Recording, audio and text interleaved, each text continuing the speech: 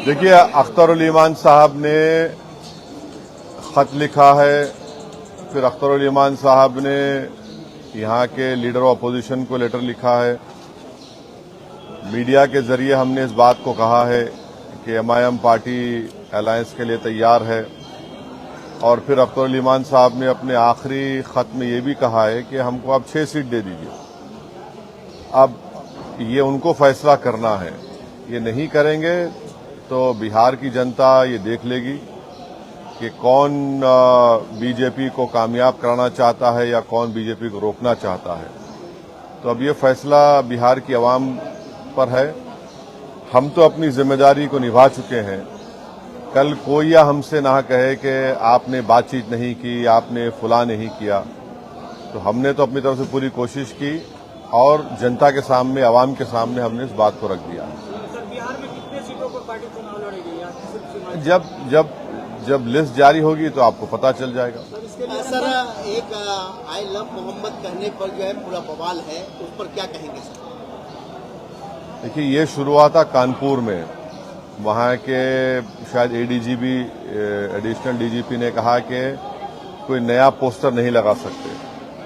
तो उसके बाद हमने सोशल मीडिया पर कहा कि हम इस बात को मानते हैं कि मोहम्मद सल्लल्लाहु अलैहि वसल्लम से हम मोहब्बत करते हैं। हर मुसलमान मोहम्मद सल्लल्लाहु अलैहि वसल्लम से मोहब्बत करता है, इसलिए कि उसके ईमान का हिस्सा है। अगर हम मुसलमान हैं और अगर हम अल्लाह को जानते हैं तो वो मोहम्मद सल्लल्लाहु अलैहि वसल्लम ने हमको सिखाया है कि अल्लाह है जो ज़मीन और आसमान का खालिक है, तुम इसकी इबादत करो, किसी और की मत करो। हमको उन्होंने बताया है कि तुम्हारा ईमान उस वक्त तक मुकम्मल नहीं हो सकता जब तक कि तुम मोहम्मद सल्लल्लाहु अलैहि वसल्लम को अपनी दुनिया की हर चीज़ ज़्यादा नहीं चाहोगे। ये तुम्हारे ईमान का हिस्सा है। और आर्टिकल 25 में फ्रीडम ऑफ रिलीजन है, तो संविधान में फंडामेंटल राइट है। इसको आप कैसा छीन सकेंगे किसी से? और ये क्या बात है कि नया पोस्टर कैसा लगाए जो यूपी में क्या गलत है एकदम। वो या भी दो जो नहीं पूछो पूछिए। सर, तेजस्वी यादव का कहना है कि युवाओं को इस बार रोजगार मिलेगा, सिर्फ उसके पास डिग्री होना चाहिए। उसके पास डिग्री होनी चाहिए, यानी हर सर्टिफिकेट वाले को रोजगार देंगे। पहले ये बता दीजिए कि बिहार में ड्रॉप आउट रेट कितना है स्कूल का। ये बता दीजिए कि कितने लोग ग्रेजुएट होते हैं। इसके ऊपर आप फैसला करिए। डिग्री होना चाहिए तो फिर बहुत सरकारों का रिकॉर्ड भी तो सामने आएगा ना कि उन्होंने कितने स्कूल खुलवाए, कितने कॉलेजेस खुलवाए, कितने काम करवाए। आराम से, हम कहीं नहीं जा रहे हैं। आप बारी बारी आप हमारी कहीं नहीं भाग रहे हैं, आराम से बैठे हैं। यहाँ मतलब ये रैली निकाले हैं, उसका नाम इंसाफ भी रखे हैं। यहाँ शेरशाबादी की आबादी 3.5 लाख से ज्यादा है इस लोकसभा में, तो क्या शेरशाबादी को भी टिकट मिलने का कोई संभावना? बिल्कुल इंशाल्लाह जरूर। सर, तेजस्वी यादव ने जो कहा है मीडिया में प्रेस कॉन्फ्रेंस के जरिए कि उन्हें भी हैदराबाद में सीट चाहिए आपसे, तभी वो गठबंधन के लिए तैयार है। अरे भैया, आप तो इंडिया अलायंस का हिस्सा है। कांग्रेस आपके साथ है, कांग्रेस की सरकार तेलंगाना में। आप आ जाइए ना, आके उनसे सीट ले लीजिए और यादव वोट लेकर जाइए। हमको कोई तकलीफ नहीं है, आप बिल्कुल आइए। कांग्रेस सीडब्ल्यूसी की आज बैठक कर रही है, अपना ताकत प्रदर्शन कर रही है। हाँ, आरजेडी को दिखा रहा है अपना ताकत। आज बैठक हो रहा है पटना में। हम अपनी ताकत दिखाने के लिए आज न्याय यात्रा शुरू कर रहे हैं, तो उनका उनसे पूछिए। महागठबंधन में शामिल होने के लिए, हाँ, महागठबंधन में शामिल होने के लिए केवल राजद का दरवाजा क्यों? और भी तो पार्टियां हैं महागठबंधन। नहीं, लीड तो वही कर रहे हैं ना, राजद ही तो लीड कर रही है, उनके साथ दूसरे पार्टियां हैं। नारा 4 के बदले 40, इसको देखिए राजद को चेतावनी तो नहीं है। अब देखिए, एक बात सुनिए, अगर आप एक बीज बोते हैं और उस बीज को जमीन में ताकतवर बनाने के लिए पूरे लोग अपना खून पसीना बहाते हैं, और जब फसल निकल कर आती है तो आप फसल को लेकर चले जाते हैं, भाग जाते हैं। आपको तकलीफ होगी नहीं होगी? तो हम अभी भी बीज बो चुके हैं और फसल अब के बार जब निकलेगी वो यहाँ की जनता के पास ही होगी, कोई लेकर नहीं भागेगा।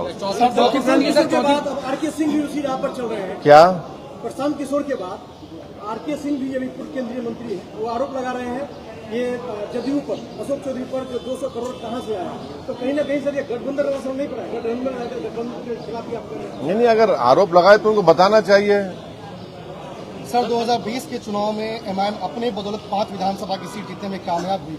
क्या 2025 में एमआईएम इतनी कमजोर हो गई कि बार बार राजद के ऑफिस में, कभी उनके घर के पास ढोल बजाते हुए आपके प्रदेश अध्यक्ष पहुंचते हैं? ऐसा है ना, देखिए आप लोगों को हर चीज आपको ब्लैक एंड व्हाइट नजर आती है, तो सियासत ब्लैक एंड व्हाइट नहीं होता है। सर बदलिस पार्टी की और किस पार्टी से गठबंधन की बात चल रही है? वो अख्तर भाई बताएंगे आने वाले सर दिनों में। कांग्रेस के पूर्व अध्यक्ष अखिलेश जी वो आप पर बार बार कौन? कांग्रेस के पूर्व अध्यक्ष बिहार के, वो बार बार आपको नॉमिनल नेता बता रहे हैं। हाँ। गठबंधन से सीधे तौर पर इनकार कर रहे हैं।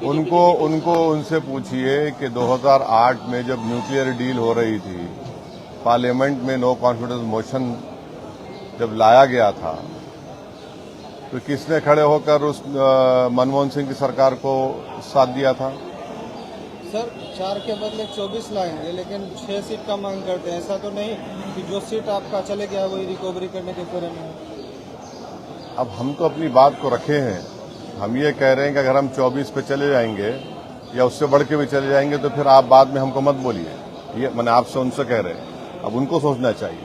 सर क्या चौथे राउंड की गठबंधन करने जा रहे हैं? हाँ, चौथे राउंड की गठबंधन करने जा रहे हैं? चौथा स्तंभ की गठबंधन करेंगे?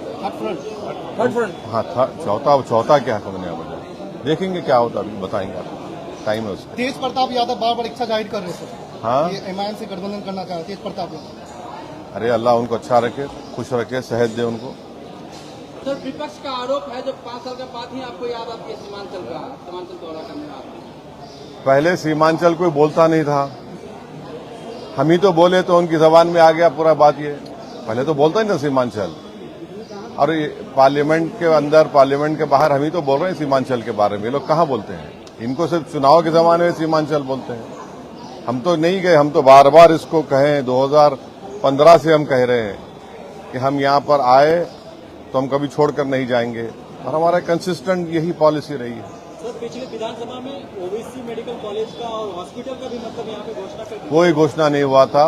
ये सब ये जो बात लोग कर रहे हैं, हम बोले कोशिश करेंगे, और कोशिश आज भी जारी है, करें, कुछ ना कुछ कर सकते हैं। सवाल ये है कि जो सत्ता में है, 11 साल सत्ता में रहे, उनकी भी तो अखलाकी जिम्मेदारी बनती है।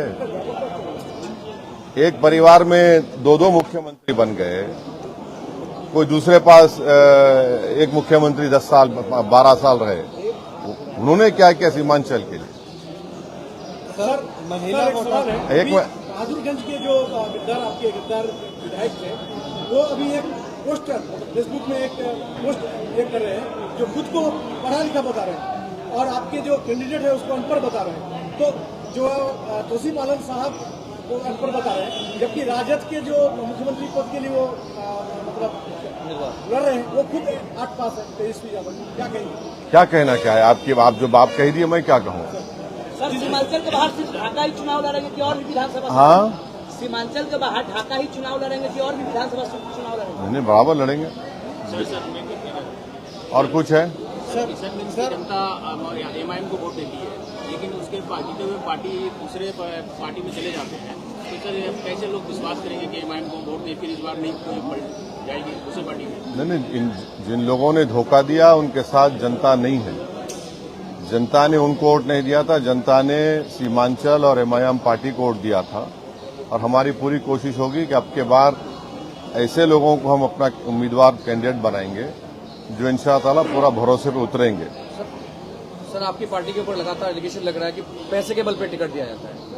अच्छा, इस बार क्या सर पैसे के बल पे टिकट दिया जाएगा या जमीन से उठा हुआ नेता मिलेगा? पैसे के बल पे तो इल्जाम लगता है चुनाव के जमाने में।